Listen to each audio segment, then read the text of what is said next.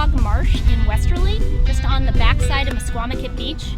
And today we are working with Al Getman from DEM's Mosquito Abatement Program in the town of Westerly on excavating small creeks to allow the water that is trapped on the marsh surface to drain off.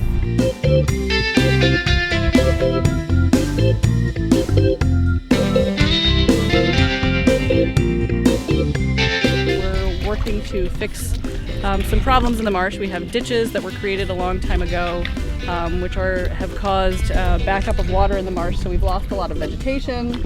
And what we're doing is trying to drain some of this water off the marsh to try to get the plants to recolonize.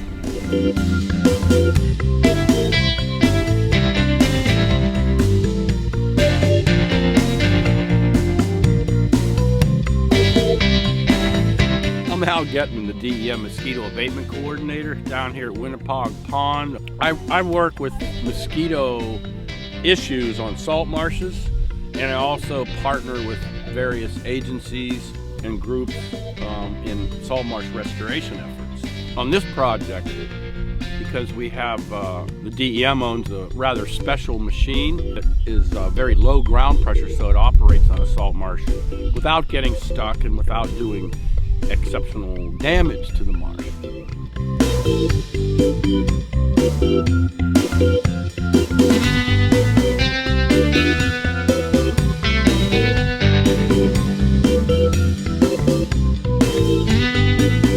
Partners on this project include DEM Mosquito Abatement Program, the town of Westerly, with funding from CRMC's Habitat Restoration Trust Fund, as well as U.S. Fish and Wildlife's coastal program.